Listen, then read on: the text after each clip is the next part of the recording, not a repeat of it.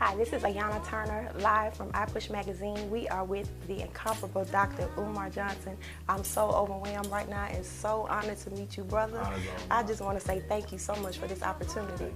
Now, I want to talk to you about the school that you are building for the kids now. Where are you in that process right now? And I did see that you want to get St. Paul's College, and which is an HBCU. So tell me a little bit more about that. Sure. The program, the agenda to try to acquire the St. Paul's College for the Frederick Douglass and Marcus Garvey Academy is almost 2 years old. I found out that the college was for sale by accident through a friend of mine a couple of years ago, and so I went to the college, visited the college, toured it, met with the president, met with the auction company, and since that time we've been trying to raise the $2 million. Originally we wanted $4 million because that would give us the school and the money to rehabilitate and the money to fund the school for the first couple of years. Wow. But once we learned that other people were interested in buying the school, including the federal government, we decided to reduce the $4 million goal to $2 million, which would just give us enough money to acquire. But of course, we would still need to do another fundraiser to come up with the additional operating expenses. So St. Paul is still my goal. It's still available, but it's not the be all and end all. I'm beginning to look at other opportunities. The longer the school sits, the less feasible it's going to become, because the more damage through weather and lack of maintenance is going to accumulate. And we already know that it's going to cost $1 million to get the school functional. Okay. So if we wait another year, that price might jump to $3 or $4 million. So I have to be realistic. As much as I want to continue the legacy of the founder of St. Paul's, Father Russell, I'm looking at other places, including Africa and the Caribbean. That is amazing. Now, what would be the criteria for the students to get into the school? To be black. That's it. I love it. Yeah, to be black. All of the children who are selected will be selected by raffle, because we won't have enough seats for everyone. So anyone who wants to come, it'll be a simple public raffle. Anyone can be there as we pull the names. Some people say that the school should only be for disadvantaged black boys. Well, I would argue that every black boy is disadvantaged. Right. I cannot discriminate against black boys whose parents are economically comfortable because they suffer racism the same way we do. That's you know, right. whether you have a three-piece suit on or whether you got your pants sagging, white supremacy, white supremacy. So I'm not going to discriminate against the well-to-do black boys or the poor, low-income black boys, because they all need the school. I totally agree with that. Now, let me ask you something. How does being in your field as because you're a psychologist, how does that help you to help our people? Wow, that's a good question. First time I think I've asked that. It helps me to help out people being a psychologist, because I'm able to evaluate and assess how we think, feel, and behave through a professional lens and not just a subjective lens. So obviously I have my own opinions on black folk as Dr. Umar Johnson, but being a psychologist, I can have a little bit more compassion for the sickness that we have, because I can see it through a clinical lens. So for example, people always talk about, why can't black people just come together and work together? What is it about us? Well, we've been conditioned not to. You know, slavery was a process that conditioned you and rewarded you. People forget that. Slavery rewarded us for working against our own best interests. There were the manumission laws where you could become free for snitching on a slave rebellion leader. You could become free for exposing another African who was doing something against the wishes of the slave master. So that became a culture to sell each other out. Now, when the culture ended, the behavior continued. To this day, we still seek to destroy one another because it's been conditioned. Once it's been conditioned, you don't have to be rewarded anymore because it's a part of your personality. There was a famous prison experiment that was done at Stanford. A white psychologist, Dr. Lombardo, I believe his name was, he did an experiment where he took regular people and put them inside of a prison. This was in the 60s. He wanted to test the effects of power and authority on people's behavior. They had to stop the experiment within 2 days, I think, because guess what? The prison guards, regular people who were put in the uniform as a prison guard, actually began to treat the prisoners who were regular people as if they really were criminals. They became so inhumane and so abusive that this study had to been stopped. And one of the results of the study, one of the interpretations was what? People's behavior is significantly impacted by the environment created for them. You know how they say, well, black people, so what you live in the ghetto, so what you live in America, you should still be able to achieve. But according to that study, and this was empirical research, you cannot separate people's behavior from the box they live in. Wow. Wow. You know, and that flows into the next question. I want to say something to you. Stop blaming the youth for all of the problems. Yes. In our neighborhoods, and start looking at the society that they live in. Yes. Now, as a single mother like myself, I have 3 young black men, and I'm so proud of them. Ages 16, 17, and he'll be 21 in October. Now, how can single mothers like myself, how can we raise our young men into being black men? How can we raise them into being black men? 3 main messages that I would have for single black mothers. All parents, but especially the mothers, because y'all tend to be the predominant caregiver, caretaker because of the war against black males. Number 1, stop letting him off the hook for his lack of discipline. A lot of our boys are not being prepared for white racist American society by their mothers who love them so much that they forget to teach them accountability, responsibility, and the laws of consequence. America is waiting to swallow our sons up. And the hitch that they're going to use to destroy them is their lack of discipline. So it is the job of the mother to understand that although you must love and nurture him, true love is to teach him that there are no second chances in this world. So from the time he's 2 and 3 years old, when he messes up, there should be a consequence. Teach him that for everything you do, there's a karmic response that follows. Spiritually, politically, economically, so forth and so on. Our mothers, to some extent, are contributing to the effeminization of black boys because they're not providing them with the accountability, the responsibility, the structure, and the discipline, which is to say that a lot of our mothers are raising their sons to be the exact type of man that she herself would never want to marry. Ooh, can I raise my hand like my grandma did? The opposite of your dream mate. You ask the mom, what type of man do you want? Now, why are none of those traits in your son? Which means that you're making him into the worst nightmare for someone else's daughter. And what is often not understood is that boys learn to be men by mom because daddy ain't there. It's not fair. It's not fair. Our sisters have to raise these sons on their own. But I think it's ironic, though, that when the young sisters complain about not having an adequate spouse, it was a female who nurtured her husband for her to be the failure that he is. So number 1, raise them, stop loving them. Number two, teach them to respect divine African female energy.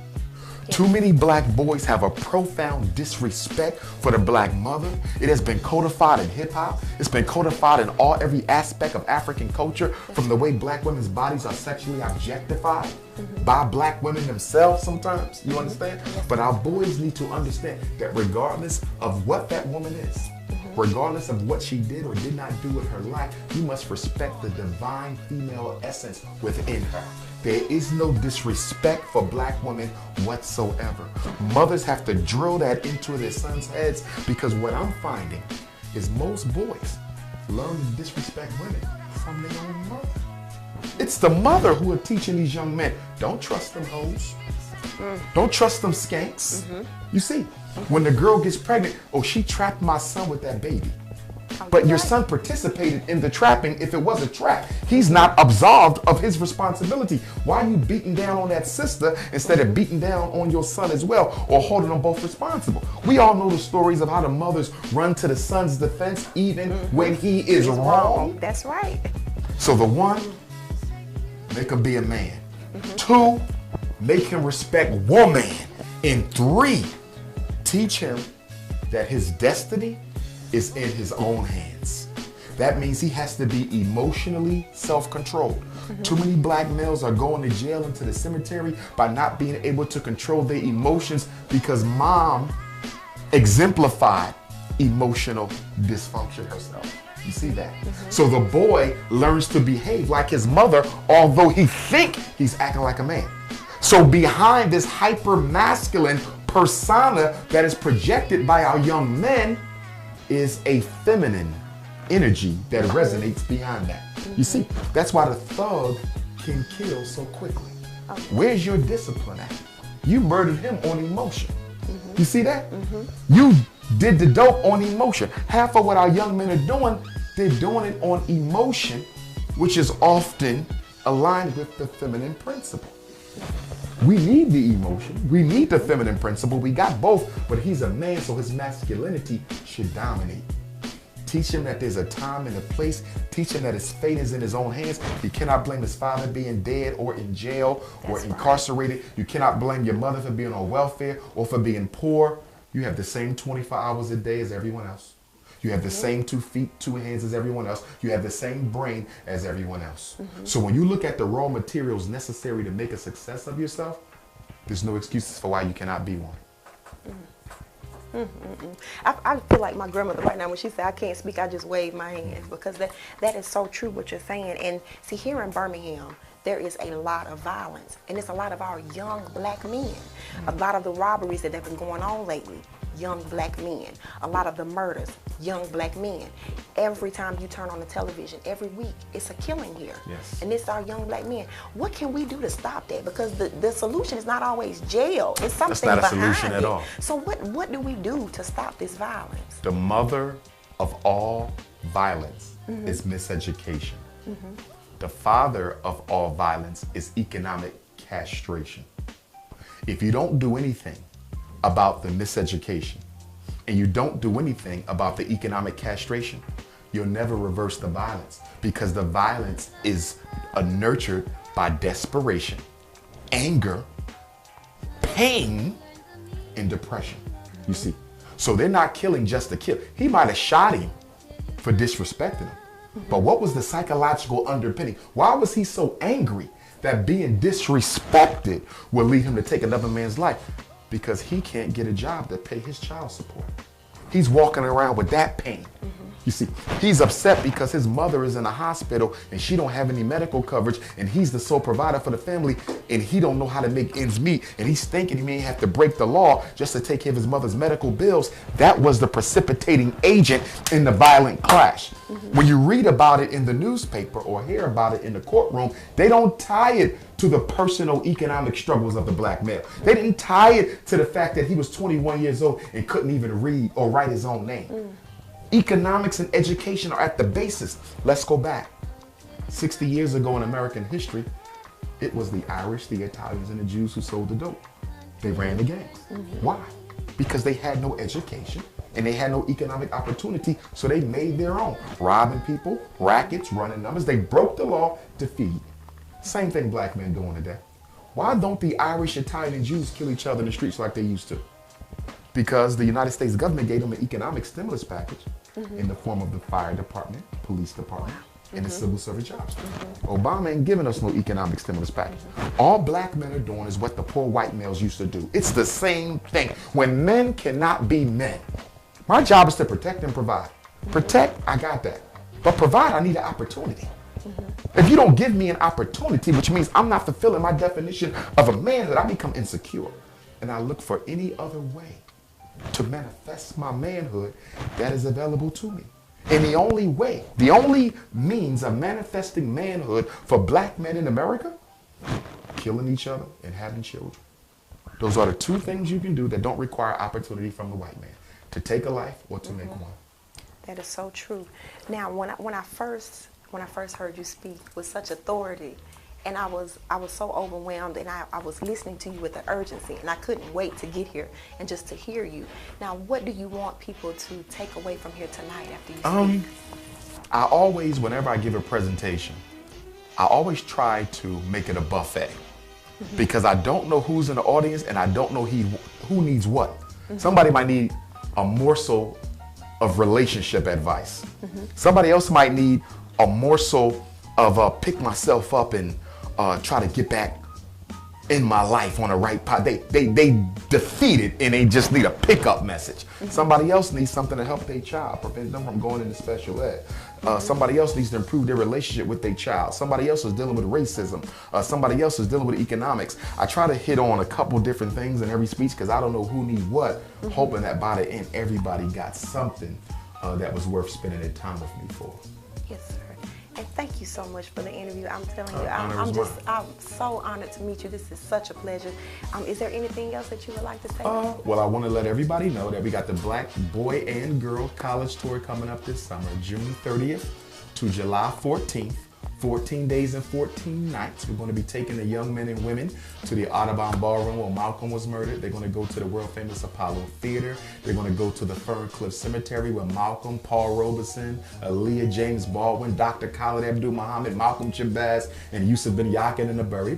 We're going to go to Cheney and Lincoln, our two oldest HBCUs, Great Blacks and Wax Museum in Baltimore. We're going to go to the Harriet Tubman Home and grave, the Frederick Douglass grave, the Fred Douglass House. We're going to go to Morgan State, Coppin State, Bowie State, Dale State. I'm going to take them on the Harriet Tubman Underground Tour in Maryland. Wow. They're also going to go to the Nat Turner Tour, where Nat Turner led the bloodiest slave revolt in American history. They're going to relive that. They're going to go to the movies, Dorney Park, Great Adventures. Just a beautiful 2 weeks, 14 days, 14 nights. If you have a boy or girl between the age of 11 and 17, between the age of 11 and 17, you can register them right now at princeofpanafricanism.eventbrite.com. And we spell Africa with a K. princeofpanafricanism.eventbrite.com. Also want your parents to know every Tuesday morning, I host a free Black Parent teleconference. If you ever have a question about your child, education and mental health, you can call me for free, no money, and ask any questions. 6 a.m. to 8 a.m. Tuesday morning. If you need that information, it's on my website, drumarjohnson.com. Also, our group tour to Africa. We're going to Senegal and South Africa this year. July 24th to August the 9th. You will go to the Gorée Island slave dungeon, the Nelson and Winnie Mandela home that they lived in during their fight with apartheid, Shaka Zulu's gravesite and museum, Soweto, the Apartheid Museum, the Hector Peterson Museum. If you're interested, you can get in contact with me at drumarjohnson.com. And last thing, I want to invite everyone to Baltimore. We're going to be in Baltimore May 27th to the 29th for the National Independent Black Parent Association Conference. Wow. We're organizing Black parents to go back into their cities and fight against academic racism. There will be a special ed committee, school discipline, school finance, social support, school policy, homeschooling, and parent advocacy.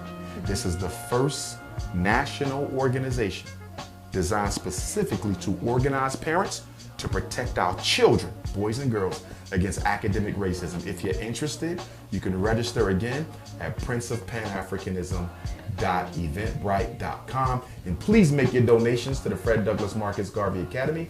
And you can do that two ways. GoFundMe.com/Dr. Umar. Again, GoFundMe.com/DRUMAR, or you can mail it in, payable to FDMG Academy, P.O. Box 6872, Philadelphia 19132. And if you want to work at the school, I know we're about 2 years away, but if you want to work at the school, send me your resume, please, to fdmgresumes@gmail.com, fdmgresumes@gmail.com. And if you need more information on the college tour, Dr. Umar College Tour@gmail.com. All right, you heard it. The amazing Dr. Umar Johnson, and thank you all for rocking with iPush Magazine.